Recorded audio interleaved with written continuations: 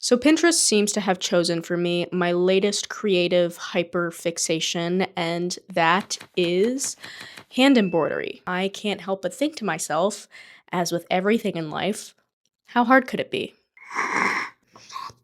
Want to throw this hoop across the room.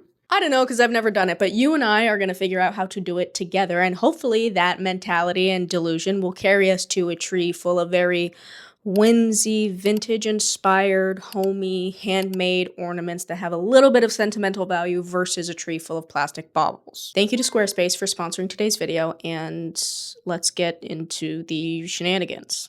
I've sketched out a few different designs. I think I'm going to start with the snowflake because it seems the simplest, although I'm worried if, a snowflake is very symmetrical, so that might be a challenging aspect, but this one only has one color, so in my head, it's easier. And it only has 3 stitches. Now, I have this actual hoop, but I don't know why you can't just use the decorative ones. Like, they're strong. They hold it in place really good. And I'd rather it just be in there, I feel, than having to, transfer it once it's done, yeah? That's probably wrong. Okay, first stitch. This is actually kind of hard to see. I need readers. That's very possible. Dude, I can't see. Ooh, okay. Can I backtrack? I'm gonna try to backtrack because I just made a mistake. Okay, she's already getting frustrated. Ah! There's like a hole in my fabric now. Let me show you. Can you see that little hole? That can't be good. You know what? Maybe my fabric is pulled too tight. Maybe that's why you shouldn't use these decorative ones. This is me being a perfectionist, but I'm gonna start over. Luckily, I clocked this mistake early on, but in addition to this, I was also threading my needle incorrectly, and this led to a lot of frustration, so I want to quickly show you the correct way to do it. What I was doing was passing the thread through the eye of the needle, doubling it up like this, and then tying a knot at the end so that I had 2 threads.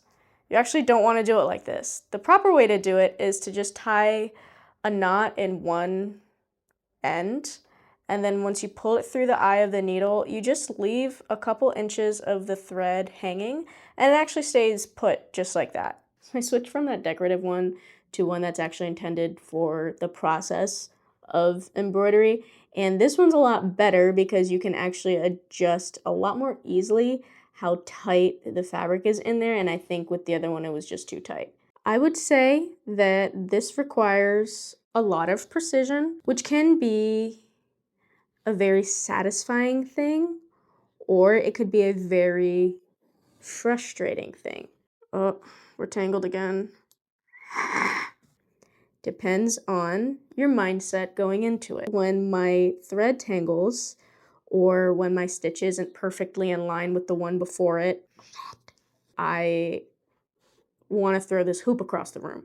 So that's my check-in for now.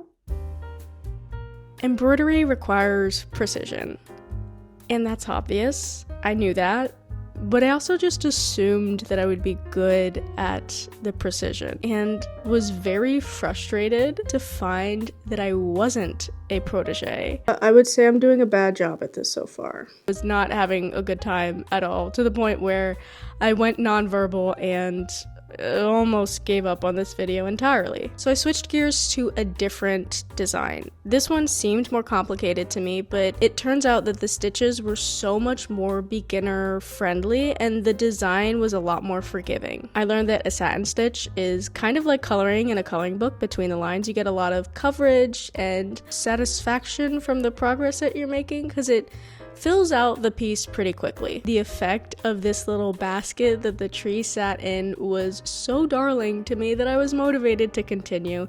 This one did have a stem stitch, which was the one that I really struggled with the snowflake, but it wasn't the main focal point of the design. It was just sort of the centerpiece, and then it was covered by branches that are made up of straight stitches, and these are also so simple. This gave me a boost. This made me feel like, okay, actually I can do this. I just chose the wrong design to start with, and I became motivated to try another one. This video is sponsored by Squarespace, an all-in-one platform for building your online presence. Squarespace takes care of all of the complicated aspects of building a website so that you can focus on growing your brand. Squarespace has an entire library of professionally designed, award-winning templates that are easily customizable with simple drag-and-drop editing. It could not get simpler. When I say all-in-one platform, I really mean that. They offer email campaigning, invoicing, and they even have a member section so that you can grow your community, which is something that I am looking into for you guys. So if you're anything like me and you'd rather spend your time creating instead of coding, go to squarespace.com for a free trial. And when you're ready to launch, head to squarespace.com/BeccaBurke for 10% off your first purchase of a website or domain. Thank you to Squarespace for sponsoring today's video, and let's get back into it. Okay, I thought it'd be really cute to do one for Theo and one for Bonnie, my dog and my cat, and to give you an idea of just how delusional I can be when it comes to starting a new hobby and just imagining that I'm going to be the best in the world at it. This is the inspiration I saved for a paw. That's delusional. There's like 60 different shades in this one little embroidery. Like, who do I think I am, actually? Okay, there is a way to make your stitches look kind of 3D, like dome out, stick out more. I saw one video on it, and I have a very vague idea of how to do it.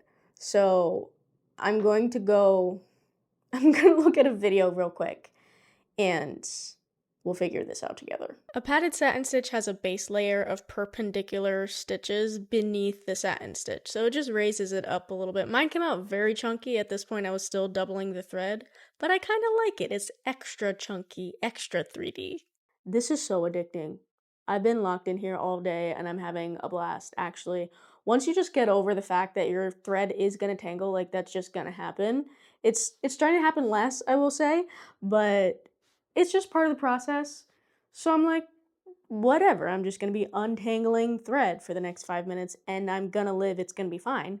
Once you get past that, it's so fun and addicting, and I'm really, really getting into it. Usually when I sew, I have videos playing in the background, podcast, audiobook, something. I've been nothing. I'm just so into this, I don't need secondary entertainment, which is crazy for me. I'm gonna keep working on this toe bean masterpiece, and I'll show you what it looks like when it's done, because I'm just gonna keep doing the same stitch over and over again, and then maybe I'll put his name down here, but I am scared to do numbers. I mean, letters.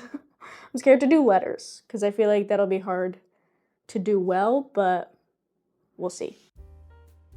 In the following days, I decided to kind of backtrack and practice just individual stitches, which I highly recommend doing before you try to tackle a design. I did things a little backwards, and that's why I got frustrated. Things are so much easier when you know how to do every individual stitch. I'm still bad at French knots, but I'm working on it. I also learned that you can stabilize your fabric, which I highly recommend doing. It makes everything look so much more neat and crisp.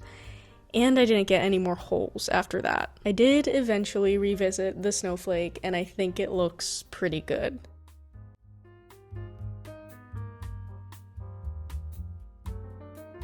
I have had such a good time over the last couple days exploring this new little hobby, and I think they all came out really sweet. Even the ones that are not perfect. I like that it has a human touch. I like that you can tell that it's not store-bought. And this is definitely going to become a Christmas tradition of mine. I would love to have just a tree full of handmade, sentimental, personal ornaments in the next few years. That's my new goal. I feel like as long as you have a little bit of patience with the thread and yourself, this is a skill that you can build pretty quickly. I wouldn't say I'm good at it, but I would say I'm decent, and yeah, like I said, they're supposed to be a little rustic looking, so it's fine. I hope you got some inspiration. If you are good at this, if you know what you're doing and you have pointers for me, please leave them in the comments below. I want to get better at this, so I would love any advice you have. I'll take it. I'm wishing you a great holiday season, and I hope to see you in my next video.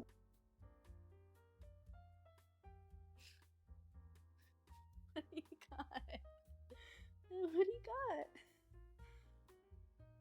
Okay. Oh, wow.